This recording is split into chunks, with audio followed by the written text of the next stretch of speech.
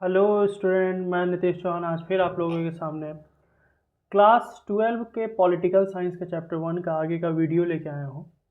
इससे पहले की वीडियो में हम लोग देख चुके थे कि कैसे भारत और पाकिस्तान पार्टीशन हुआ, क्या क्या मेजर रीजंस थे, क्या क्या प्रॉब्लम्स आया, क्या क्या प्रॉब्लम्स फेस करना पड़ा दोनों ही जगहों को के लोगों को। ठीक है, इसके बाद कैसे सरदार पटेल ने धीरे धीरे आज़ादी के बाद सारे छोटे छोटे स्टेट्स को इंटीग्रेट करने का कोशिश किया। ठीक है, जैसा कि हम लोग देख चुके थे कि उन्होंने एक एमओयू बनाया था, मेमोरेंडम ऑफ अंडरस्टैंडिंग साइन करवाए थे बहुत सारे स्टेट्स के साथ, ताकि वो स्टेट्स इंडिया के साथ ज्वाइन हो जाए। फिर हमने देखा कि कुछ ऐसे स्टेट्स थे जो प्रॉब्लम क्रिएट कर रहे थे। ठीक है, जैसे कि हैदराबाद, जूनागढ़, कश्मीर, मणिपुर, ये सब। तो इस वीडियो में हम लोग देखेंगे कि ये चार जगह जो हैं, ये चार स्टेट्स जो हैं, वो क्या प्रॉब्लम क्रिएट कर रहे थे और कैसे इन लोगों को इंटीग्रेट किया गया। तो पहला स्टेट्स है हमारा जूनागढ़। ठीक है, Junagadh this become the part of India after a plebiscite confirmed by people. Junagadh आना नहीं चाहता था इंडिया के साथ। ठीक है, लेकिन जूनागढ़ के जो लोग हैं ना, वो वहाँ के रूलर पे इतना प्रेशर डाले, इतना मतलब दबाव डाले, वहाँ के लोग इतना वहाँ पे इंडिया के साथ ज्वाइन होने के लिए वो लोग इतना उग्र थे कि मजबूरी में वहाँ के रूलर को इंडिया के साथ ज्वाइन होना पड़ा। ठीक है, ये जूनागढ़ की बात थी। हैदराबाद में अगर हम लोग बात करें तो हैदराबाद के निज़ाम थे उस समय मीर ओस्मान अली खान। ठीक है, ये बहुत ही बड़ा प्रिंसली स्टेट था, बहुत ही बड़ा प्रिंसली स्टेट। ठीक है, कुछ हैदराबाद का कुछ ओल्ड पार्ट्स था, जैसे कि महाराष्ट्र, कर्नाटका, आंध्र प्रदेश, ये सब थोड़ा थोड़ा ज्वाइन था उसके साथ। वहाँ के हैदराबाद के रूलर को निज़ाम कहा जाता था, निज़ाम। ठीक है, निज़ाम सबसे वर्ल्ड के रिचेस्ट मैन हुआ करते थे। ठीक है, वो एकदम चाहते थे कि इंडिया से हम सेपरेट रहें, इंडिया में ज्वाइन नहीं हो। ठीक है, जिसके कारण यहाँ के भी जो लोग हैं ना, वो रिवॉल्ट करने लगे वहाँ के निज़ाम के प्रति। ठीक है, और इस रिवॉल्ट को रोकने के लिए निज़ाम जो है कुछ सोल्जर्स को भेजा कि जाओ भाई, वहाँ के लोगों को जो रिवॉल्ट कर रहे हैं उसको रोको। उन सोल्जर्स को नाम दिया गया राजाकर्स। ठीक है, अब जिन सोल्जर्स को इन्होंने भेजा कि लोगों को रोकने के लिए, प्रोटेस्ट को रोकने के लिए, अब ये सोल्जर्स क्या करने लगे, वहाँ जाके रॉबरी करने लगे, मर्डर करने लगे, रेप करने लगे। ठीक है, सारा इलीगल एक्टिविटीज़ करने लगे ये सोल्जर्स। ठीक है, और सितंबर 1948 में जो इंडियन ट्रूप्स थे उन्होंने हैदराबाद पे अटैक कर दिया और उन लोगों को निज़ाम के द्वारा भेजे गए सोल्जर से सेव किया, बचाया। ठीक है, और ये वॉर बहुत ज़्यादा दिन तक चला था और लास्टली निज़ाम हार गया वहाँ पे। ठीक है, और हैदराबाद इंडिया का एक पार्ट बन गया। ठीक है, ये शॉर्ट स्टोरी था हैदराबाद का। अब आते हैं हम लोग मणिपुर का। तो मणिपुर भी अगर हम लोग बात करें तो ये एक प्रिंसली स्टेट था जो कि ईस्ट इंडिया में लोकेटेड था। ठीक है, यहाँ के जो किंग थे ना, वो बोधा चंद्र सिंह थे, बोधा चंद्र सिंह। ठीक है, इन्होंने इंस्ट्रूमेंट ऑफ एक्सेशन को साइन किया on the assurance of the internal autonomy. ठीक है, और जून 1948 में इन्होंने इलेक्शन कंडक्ट करवाया किंग के द्वारा। ठीक है, due to the pressure of the people, यानी कि मणिपुर में लोग जो है ना प्रेशर डालने लगे कि अब यहाँ पे भी इलेक्शन होगा।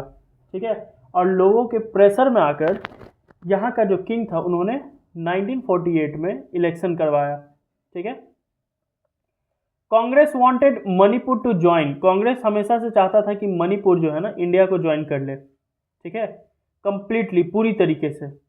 लेकिन बाकी के जितने भी अपोजिशन पार्टीज थे वो इस बात से एग्री नहीं थे। ऑब्वियस है, उस समय कांग्रेस जिस हिसाब से था और उसके जो अपोजिशन थे वो कभी नहीं चाहेंगे कि कांग्रेस का बात सही हो। ठीक है, तो जो इंडियन गवर्नमेंट था ना वो पूरा एकदम प्रेशर किया दिया किंग पे। ठीक है, और प्रेशर देने के बाद उससे साइन करवाया कंप्लीट एक्सेशन लेटर, और फाइनली इंडिया का मणिपुर एक पार्ट बन गया। ठीक है, हालांकि इस कारण से मणिपुर के कुछ लोग, बहुत लोग गुस्सा भी थे इंडिया से काफ़ी दिन तक, लेकिन फिर बाद में सही हो गए। सबसे अच्छा स्टोरी है जम्मू एंड कश्मीर का। जम्मू एंड कश्मीर में उस टाइम में एक राजपूत रूलर ही रहते थे, राजा हरि सिंह। ये हमेशा से चाहते थे कि भाई हम इंडिपेंडेंट रहें, ठीक है। पाकिस्तान भी चाहता था कि जम्मू कश्मीर पाकिस्तान को ज्वाइन कर ले, क्योंकि जम्मू कश्मीर में सबसे ज़्यादा पॉपुलेशन मुस्लिम का था। लेकिन राजा हरि सिंह ना ही इंडिया के साथ ज्वाइन होना चाहते थे, ना ही पाकिस्तान के साथ। तो सरदार पटेल ने राजा हरि सिंह के पास एक प्रपोजल लेके आए कि आप आइए इंडिया के साथ ज्वाइन हो जाइए। लेकिन राजा हरि सिंह उस समय तैश में थे, एकदम टेढ़े में, हम नहीं ज्वाइन होंगे, हम सबसे पावरफुल है, हम अकेले रहेंगे। हुआ क्या, इसका परिणाम क्या निकला कि कुछ समय के बाद पाकिस्तान जम्मू कश्मीर पर अटैक कर दिया, ठीक है। अब अटैक कर दिया तो जैसे ये अगर हम लोग देखें तो ये पार्ट, जब तक इंडिया जम्मू कश्मीर को बचा सकता, तब तक पाकिस्तान जो है जम्मू कश्मीर का थोड़ा सा ये पार्ट कैप्चर कर लिया, जिसको नाम दिया गया पीओके, पाकिस्तान ऑक्युपाइड कश्मीर, ठीक है। तो जब राजा हरि सिंह से पाकिस्तान नहीं संभला तो राजा हरि सिंह इंडिया से मदद मांगा। तो हमारे सरदार पटेल बोले कि हम एक ही शर्त पे मदद करेंगे, जब आप एमओयू को साइन कीजिएगा, ठीक है। तो राजा हरि सिंह मान गया। Due to this the king signed the instrument of accession. This was the first war, पहला वॉर था इंडिया और पाकिस्तान के बीच में। इंडिपेंडेंस के बाद पहला वॉर था ये इंडिया और पाकिस्तान के बीच में 1947 में। और इसी वॉर के कारण पाकिस्तान जो है, ठीक है, कुछ पार्ट जम्मू कश्मीर का कैप्चर कर लिया, जिसका नाम पड़ा आज़ाद कश्मीर। लेकिन इंडिया जो है उसका नाम दिया पीओके। पाकिस्तान नाम दिया आज़ाद कश्मीर, लेकिन इंडिया नाम क्या दिया, पीओके, यानी कि पाकिस्तान ऑक्युपाइड कश्मीर, यानी कश्मीर का कुछ पार्ट पाकिस्तान ऑक्युपाई किए हुए। During this a referendum will be conducted to know in which country the people of. अब यहाँ सिचुएशन क्या बन गया कि आधा पार्ट कश्मीर का पाकिस्तान में, आधा पार्ट इंडिया में। लोगों के बीच में एक रेफरेंडम किया गया, एक मतलब यूँ कहो कि एक छोटा गेट टुगेदर किया गया, जिसमें ये बताना था, ये पूछना था लोगों से कि लोग कहाँ ज्वाइन होना चाहते हैं, ठीक है, इंडिया में आइदर पाकिस्तान में। But it was not done and article 370 pass to give special rights. लेकिन ये चीज़ नहीं हुआ और उसी दौरान आर्टिकल 370 पास हो गया, ठीक है, जिसमें कुछ स्पेशल राइट्स दिए गए। आर्टिकल 370 जो यहाँ पे वर्ड का यूज़ हुआ है, इस आर्टिकल पे एक मूवी भी है, आप लोग है तो यूट्यूब पे देखिए। शॉर्ट में हम बताते हैं ये आर्टिकल क्या कहता है। ये आर्टिकल ये कहता है कि मतलब जम्मू कश्मीर का जो पार्ट इंडिया में मिला है, तो जम्मू कश्मीर का एक अलग कॉन्स्टिट्यूशन होगा, अलग फ्लैग होगा, सब चीज़ अलग होगा। ये आर्टिकल 370, वहाँ इलेक्शन अलग से होंगे, ठीक है। और 2019 में इस आर्टिकल को ख़त्म किया गया है नरेंद्र मोदी के द्वारा, ठीक है। क्यों ख़त्म किया गया? क्योंकि ये कहा गया कि अगर 370 आर्टिकल में अगर ये कहता है कि कॉन्स्टिट्यूशन अलग होगा जम्मू कश्मीर का, यानी हम लीगली ये डिक्लेयर कर रहे हैं कि जम्मू कश्मीर हमारा इंडिया का पार्ट नहीं है, जो कि गलत होगा। इसीलिए 2019 में इस आर्टिकल को ख़त्म किया गया, खारिज किया गया। इस पर एक मूवी भी है, ठीक है, आप लोग देखिएगा ज़रूर, ऑन यही नाम से, आर्टिकल 370 के नाम से। On 5 August 2019 this article cancelled, बस 2019 में इस आर्टिकल को कैंसिल कर दिया गया इंडियन गवर्नमेंट के द्वारा, ठीक है। कौन? नरेंद्र मोदी की है। अब हमारा अगला टॉपिक शुरू होता है रीऑर्गेनाइजेशन ऑफ स्टेट्स। इंटीग्रेशन तो हो गया, अब धीरे धीरे रीऑर्गेनाइज कैसे किए हम लोग। तो after integration of states the biggest problem was to draw the internal. States integrate हो गए, लेकिन सबसे बड़ा प्रॉब्लम था कि इंटरनल बाउंड्रीज देना, कहाँ पे इंटरनल बाउंड्रीज दिया जाए, कैसे दिया जाए, ये सबसे बड़ा प्रॉब्लम था। तो बाउंड्रीज देने का जो तरीका था ना, उसको दो आधार पर बांटा गया, एक तो लैंग्वेज के आधार पर, एक कल्चर के आधार पर। और यही दो चीज था ना जिसके आधार पर बाउंड्री दिया जा सकता था, ताकि यूनिटी बरकरार रहे, ठीक है। यूनिटी बरकरार रखने के लिए ही इंटीग्रेशन के बाद स्टेट्स के बीच में बाउंड्रीज दिया जाने लगा, और भी दो आधार पर, लैंग्वेज के आधार पर और लोगों के कल्चर के आधार पर। ब्रिटिश डिडंट पे एनी अटेंशन, ब्रिटिश जो है ना इस चीज के पे कोई अटेंशन नहीं की दिया, ठीक है, कि बाउंड्रीज कैसे कैसे स्टेट देना, क्योंकि ब्रिटिश तो इंडिया से जा चुका था। Whenever a new area came under the British rule, it was either made a new state or included in the old state. जब भी कोई नया एरिया ब्रिटिश रूल में आता, ब्रिटिश रूल का आता, तो या तो उसको एक न्यू स्टेट घोषित कर दिया जाता या तो ओल्ड स्टेट में ज्वाइन कर दिया जाता। अब प्रॉब्लम्स क्या हुए रीऑर्गेनाइजेशन ऑफ स्टेट्स में, ठीक है, लैंग्वेज के आधार पर इंडिपेंडेंस के बाद लीडर्स को लगने लगा कि स्टेट्स को अगर हम लोग लैंग्वेज के आधार पर बांटेंगे उसके कारण बहुत ज़्यादा कॉन्फ्लिक्ट होगा। जो उस टाइम के लीडर्स थे उनको ये लगने आभास हो गया था कि अगर स्टेट्स को हम लोग लैंग्वेज, बेसिक लैंग्वेज के आधार पर बांटे तो मे बी कॉन्फ्लिक्ट होने का चांसेस है, ठीक है। और अगर लैंग्वेज के आधार पर बांटेंगे इसका मतलब कि उस पर्टिकुलर स्टेट में कोई भी सोशल या इकोनॉमिकली किसी भी चैलेंजेस पे कोई अटेंशन नहीं देगा, ठीक है, अटेंशन नहीं दे पाएंगे। They should not draw attention towards any, इसका बाद कोई भी सोशल और इकोनॉमिक चैलेंजेस जो फेस कर रहा है कंट्री उस पर हम लोग क्या करेंगे, अटेंशन नहीं दे पाएंगे।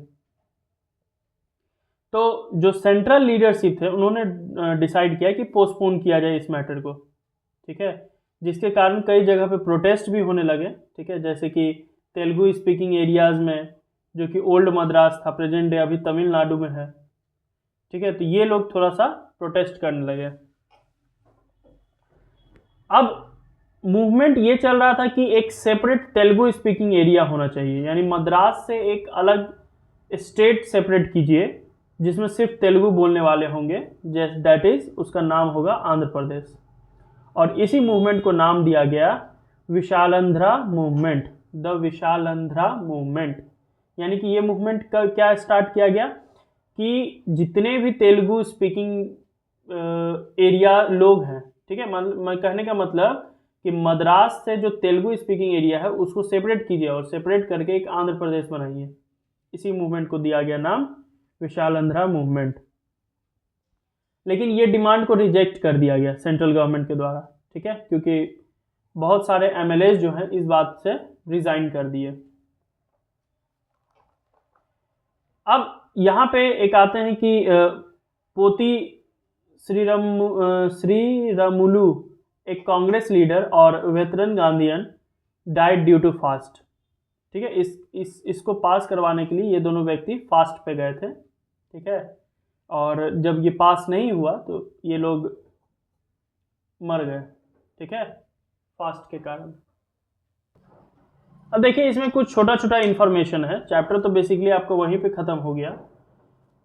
एक और टॉपिक है रिजल्ट क्या निकला, इसमें यहाँ पे इस टॉपिक में छोटा सा इन्फॉर्मेशन है, जैसे कि गुजरात जो अभी हम लोग पढ़ते हैं, तो गुजरात को बॉम्बे स्टेट से निकाला गया है, ठीक है, बॉम्बे में पहले ज्वाइन था ये, तो बॉम्बे से अलग किया गया 1 मई 1960 को। हरियाणा ईस्ट पंजाब से 1 नवंबर 1966 को, मेघालय को असम से 21 जनवरी 1972 से को, छत्तीसगढ़ को एमपी से, मध्य प्रदेश से 1 नवंबर 2000 को, ठीक है। सबसे ज़्यादा स्टेट मतलब वो कौन सा स्टेट्स था 1947 के में जो पार्टीशन हुआ था इंडिया का, सबसे ज़्यादा कौन दो स्टेट्स अफेक्ट हुए, बंगाल और पंजाब, ठीक है। और दो ऐसे स्टेट्स हैं इंडिया के जो एक टाइम में पहले यूनियन टेरिटरीज थे, जैसे कि हिमाचल प्रदेश और मणिपुर, ठीक है।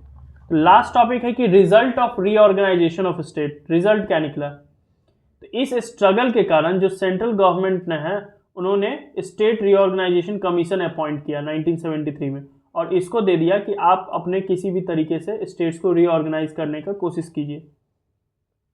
तो ये जो कमीशन है उन्होंने बहुत सारा क्वेश्चंस रीड्रॉ किया, ठीक है, बहुत सारे क्वेश्चंस पे काम किए, बहुत सारा थ्योरीज पे काम किया कि कैसे बाउंड्रीज आखिर दिया जाए, यानी स्टेट्स के बीच में कैसे बाउंड्रीज दिया जाए। लास्टली ये जो कमीशन है उन्होंने डिक्लेयर किया कि जो स्टेट्स हैं should reflect the boundaries of different language के आधार पर बाउंड्रीज दिया जाए, ठीक है। On this basis state reorganisation act passed in 1956 और इसी आधार पर स्टेट रीऑर्गेनाइजेशन एक्ट पास किया गया 1956 में, जिसके बाद 14 स्टेट्स क्रिएट किए गए और 6 यूनियन टेरिटरीज क्रिएट किए गए लैंग्वेज के आधार पर। तो बेसिकली हमारे चैप्टर में यहाँ तक वही था कि हम लोग इंडिपेंडेंस के बाद क्या क्या प्रॉब्लम को सामना करना पड़ा, पार्टीशन कैसे हुआ, पार्टीशन के बाद हम लोग का क्या दिक्कत आया, उसके बाद रीऑर्गेनाइजेशन कैसे हुआ, किस किस आधार पर लोगों को बांटा गया, स्टेट्स को बांटा गया। तो अगर ये चैप्टर आप लोगों को अच्छे से समझ में आया होगा तो लाइक कीजिए, सब्सक्राइब कीजिए, और एकदम प्रॉपर नोट्स बनाया हुआ है, आप लोग इसको अच्छे से लिख सकते हैं। और ऐसे ही हम वीडियो डालते रहेंगे, लेकिन लाइक और सब्सक्राइब और हमारे चैनल को ग्रो अप करने में मदद कीजिए, ठीक है।